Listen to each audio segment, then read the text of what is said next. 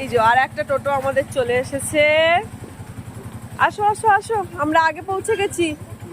আসো, তোরা লাস্ট।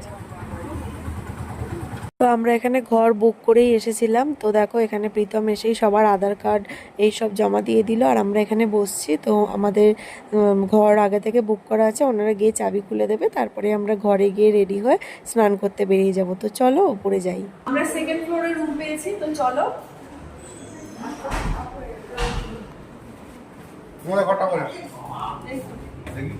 এই হচ্ছে আমাদের রুম। দেখো দুটো বেড আছে, এদিকে একটা টিভি আছে। আমরা এসি রুম নিয়েছি, যার জন্য এসিও আছে।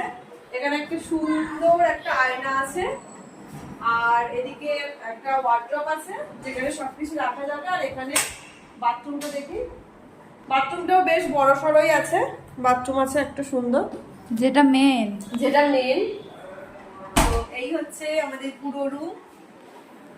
তো চলো কিরকম কি ভাড়া নিল, কিরকম কি ব্যাপার সবকিছু তোমাদের জানাবো।